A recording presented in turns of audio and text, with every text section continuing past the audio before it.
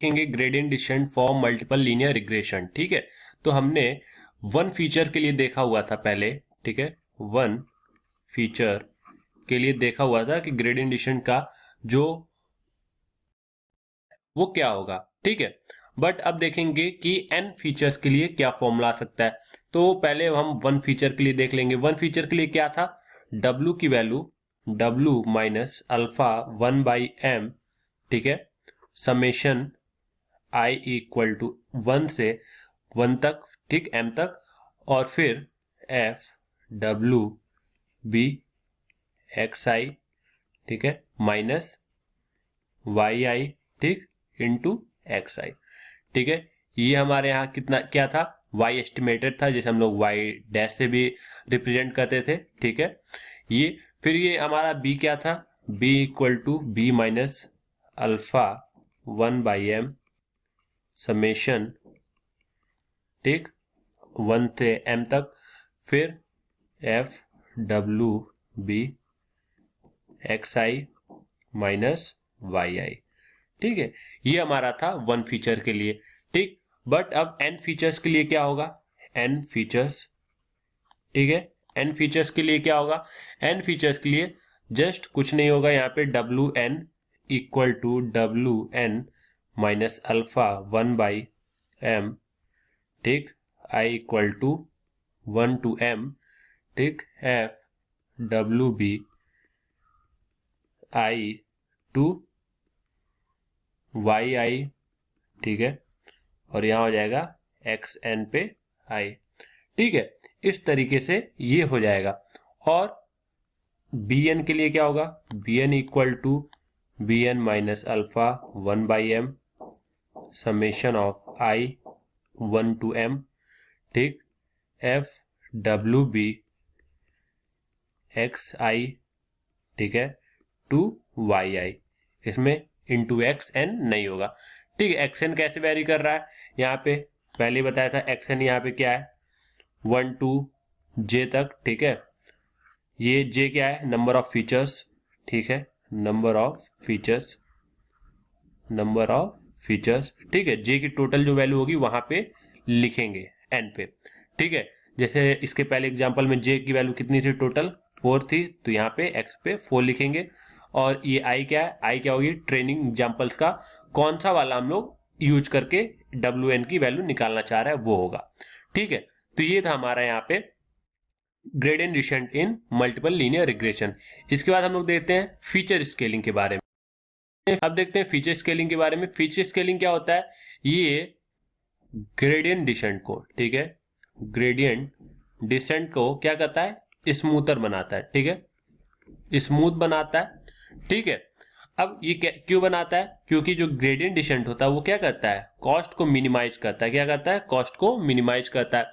अब ये कब यूज किया जाता है, फीचर स्केलिंग। ठीक है, देखिए जब x की वैल्यू, यहाँ पे x जो कि फीचर है, उसको नाम से क्लियर है, फीचर का स्केलिंग करना। ठीक है, अब यहाँ पे x जो होता है वो क्या होता है, x फीचर होता है, x फीचर जो होता है, ठीक है, उनको स्केल करने में हेल्पफुल होता है। ठीक है, अब ये कैसे होता है, यहाँ पे 3 मेथड्स हैं। ठीक है, नॉर्मल एक मेथड होता है जिसमें हम लोग क्या करते हैं, आगे बताता हूं। मेथड 2 मीन नॉर्मलाइजेशन होता है और मेथड 3 जेड स्कोर नॉर्मलाइजेशन होता है। ठीक है, अब फीचर स्केलिंग का जनरली यूज इसीलिए करते हैं जिससे ग्रेडियंट डिसेंट को स्मूथ बनाया जा सके। ठीक है, उसे ऑप्टिमाइज किया जा सके, जिससे जो कॉस्ट फंक्शन है उसको निकालने में इजी हो। ठीक है, अब ये तब यूज किया जाता है जब x की वैल्यू काफी बड़ी होती है। ठीक है, जैसे यहाँ पे 300, यहाँ पे 2000। ठीक है, तो इसे मिनिमाइज करते हैं इन x की वैल्यू को, ठीक है, फीचर स्केलिंग की मदद से, जिससे यहाँ पे देखा जा सकता है कि जो पैरामीटर है, ठीक है, W की वैल्यू, W किस पे क्या होता है, ग्रेडियंट डिसेंट जब निकलता है तो W और B की वैल्यू मिनिमाइज होनी चाहिए। ठीक है, और एक कांस्टेंट लाइन में आनी चाहिए, जैसे कि ये जो यहाँ पे हमने देखा था वो कैसी होनी चाहिए, W की वैल्यू कुछ इस तरीके से होनी चाहिए। ठीक है, मिनिमम की तरफ बढ़नी चाहिए, जो हमने पाथ देखा था। बट यहाँ पे क्या है, ये जो पाथ है वो क्या हो रहा है, डिस्क्रीट है, ये पहुंच नहीं पा रहा है। ठीक है, तो इस वजह से इससे पता चलता है कि ये जो x की वैल्यू है ये क्या है, ये हमारा गुड पैरामीटर नहीं है किसी भी W को निकालने के लिए। तो फीचर स्केलिंग की मदद से हम लोग क्या करते हैं, एक्स की वैल्यू को स्केल्ड करते हैं, ठीक है। फिर हम लोग क्या करते हैं, उसकी मदद से हम लोग डब्ल्यू की वैल्यू निकालते हैं, ठीक है। तो पहले मेथड की ओर बढ़ते हैं। पहले मेथड में क्या है कि जो हमने ग्राफ देखा था 300 से 2000 के लिए, ये जो कुछ इस तरीके से ग्राफ था यहाँ पे 300 टू 2000, ठीक है, और सारे वैल्यूज यहाँ कहीं आ रहे थे, ठीक है, इस तरीके से। तो ये क्या है, अभी डिस्क्रीट है।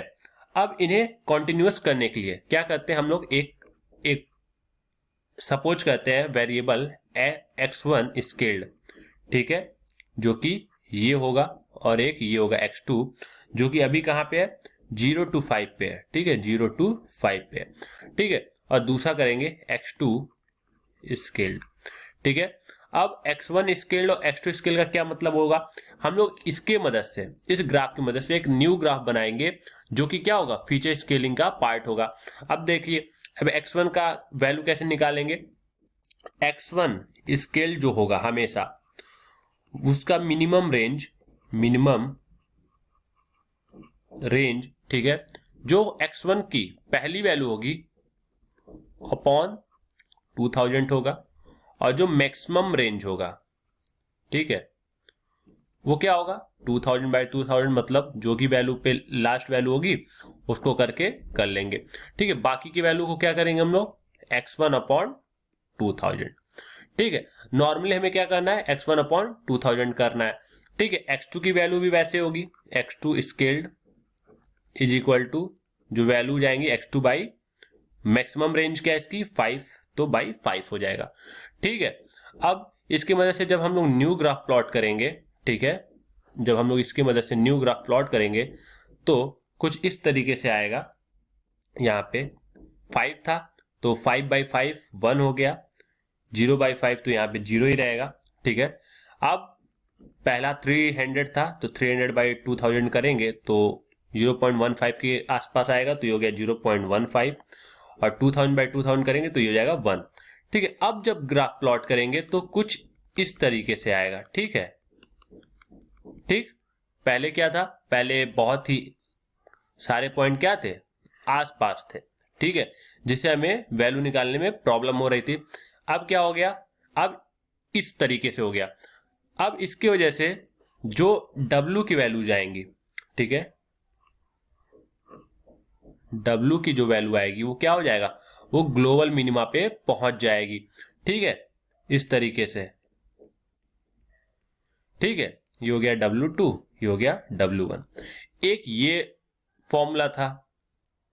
अब एक ये मेथड था, ठीक है, ये मेथड समझ लिया होगा आपने कि इसमें क्या करना होता है, जो रेंज दी होती है जैसे 300 टू x1 की वैल्यू टू 2000, तो डायरेक्ट क्या करेंगे, जो मैक्सिमम रेंज है उसी से x1 की वैल्यू को डिवाइड करते चले जाएंगे, ठीक है। जो मैक्सिमम रेंज होगा जैसे 2000 है तो बाई 2000 कर दिया, यहाँ भी बाई 2000 कर दिया, और जो x1 की वैल्यू आएगी उसको भी 2000 से डिवाइड कर दिया, ठीक है।